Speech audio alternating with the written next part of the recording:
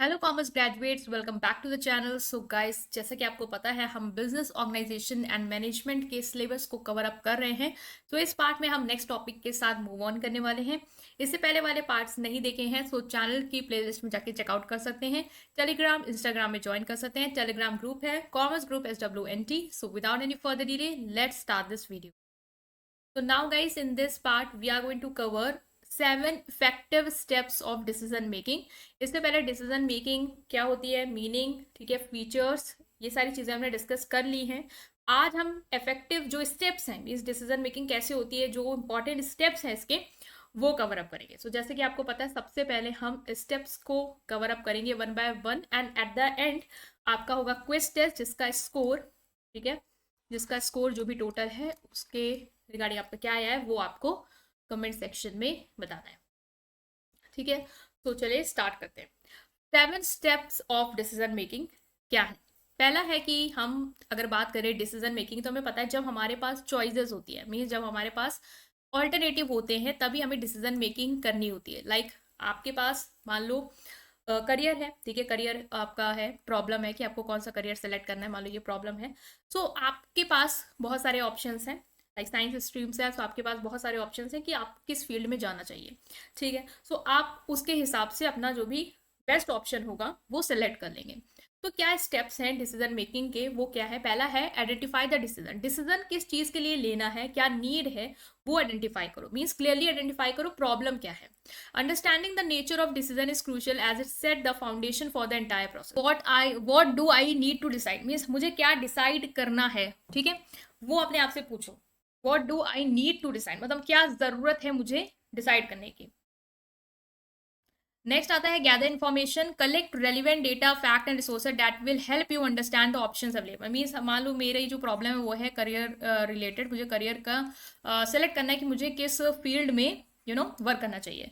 सो ये मेरी क्या है, ये इसके रिगार्डिंग मुझे डिसीजन लेना है, ये मेरी एक नीड है जिसके रिगार्डिंग मुझे क्या करना है, डिसाइड करना है कि मुझे क्या करना चाहिए। अब उससे रिलेटेड मैं जो भी डेटा है, फैक्ट्स है, रिसोर्सेज हैं वो समझूंगी ताकि मेरे पास जो ऑप्शंस अवेलेबल हैं उनको समझ पाऊँ। लाइक मेरे पास जो भी ऑप्शंस हैं, ठीक है, लाइक आप सोचो मैं कॉमर्स बैकग्राउंड से हूँ तो मेरे पास ऑप्शन है मुझे CA करना है, CS करना है या बैंकिंग सेक्टर में जाना है। सो उन सबसे रिलेटेड मैं डेटा कलेक्ट करूंगी, फैक्ट्स कलेक्ट करूंगी जो मुझे हेल्प करें कि कौन सा ऑप्शन मेरे लिए ईजी टू गो होगा, जिसमें मुझे कम एफर्ट्स करने पड़े और अच्छा खासा पैकेज भी मिल जाए। तो जो भी इंटरनल एक्सटर्नल रिसर्च है वो मैं करूंगी, ठीक है, जो रिसोर्सेज यूज कर सकती हूँ वो सब यूज करके रिसर्च बाकायदा पूरी करूंगी। और the goal is to have enough information to make the inform decision.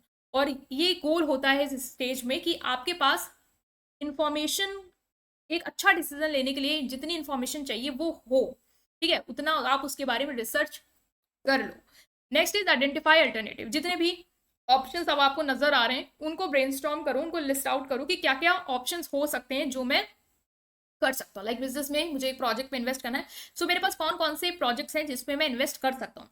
बहुत सारे आपके पास अल्टरनेटिव्स होंगे जिसकी वजह से आपके पास फ्लेक्सिबिलिटी रहेगी कि आप डिसाइड कर पाओ कि कौन सा ऑप्शन आपको चूज करना है जो आपके लिए बेस्ट होगा। ठीक है, next is evaluate the alternative. फिर वही है कि अल्टरनेटिव पहले लिस्ट आउट कर दिया कौन कौन से हैं, अब उनको बकायदा एक एक करके इवेल्युएट करो इन डिटेल। क्या उसके प्रोज हैं, क्या उसके कॉन्स हैं, क्या एडवांटेज है, क्या डिसएडवांटेज, कितना रिस्क है किसमें, कितने बेनिफिट्स हैं, क्या कॉन्सिक्वेंसेज होगा इन फ्यूचर उस अगर डिसीजन को ले लिया, वो आइडेंटिफाई करो। ठीक है, वो फाइनली आप अल्टरनेटिव में इवेल्युएट करो। Next is choose among alternative. एक बार आपने सारे अल्टरनेटिव को बकायदा इवेल्युएट कर लिया, अंडरस्टैंड कर लिया, उसको समझ लिया क्या प्रोज हैं क्या कॉन्स हैं, उसके बाद जो आपको लगता है कि आपके लिए बेस्ट होगा, ठीक है, आपकी प्रॉब्लम को सॉल्व करने के लिए बेस्ट जो आपको लग रहा है अल्टरनेटिव है, उसको आप फाइनली क्या करो, चूज कर लो। ठीक है, जहां पे आप मतलब बेसिकली आप क्या कर रहे हो, कमिट कर रहे हो कि यस ये ही डिसीजन है जो मुझे लेना है, मीन्स इसी अल्टरनेटिव के साथ मुझे आगे स्टेप करना है। नेक्स्ट है टेक एक्शन। एक बार अल्टरनेटिव चूज कर लिया, मीन्स मान लो करियर था जो सेलेक्ट कर लिया, इसी में जाना, CA करना है, अब आपको जो भी CA करने के लिए प्रोसेस है उसको एग्जीक्यूट करो। ठीक है, रिसर्च हो गई, सब कुछ हो गया, आप CA कैसे करना है, क्या कोर्स है, उसकी प्लानिंग करो, कैसे मैं पेपर क्रैक कर सकता हूँ, वो सब फर्दर करना शुरू कर दो। Next is review the decision and it's consequences. एक बार आपने इंप्लीमेंट कर दिया डिसीजन, अब रिजल्ट देखो कि जो डिसीजन मैंने लिया था CA करने का क्या वो सही है या नहीं, क्या वो करियर मेरे लिए सही है या नहीं। क्या उसमें मुझे कुछ और एडजस्ट करने की ज़रूरत है, या मुझे कुछ और स्विच करने की ज़रूरत है, ये वर्क नहीं कर रहा, नेक्स्ट कुछ और डिसीजन के टुवर्ड मूव ऑन करने की ज़रूरत है। ये सिर्फ आप चीज़ें करोगे, एक बार रिव्यू करते रहोगे अपने डिसीजन को, उसके कॉन्सिक्वेंसेज आपके सामने, वो सारी चीज़ें आप देखोगे। सो ये स्टेप बहुत ही क्रिटिकल होता है ये लर्न करने के लिए कि डिसीजन मेकिंग प्रोसेस कैसे वर्क कर रहा है और कैसे आप अपने फ्यूचर के डिसीजंस को इम्प्रूव कर सकते हो। Okay, now let's take a quiz test.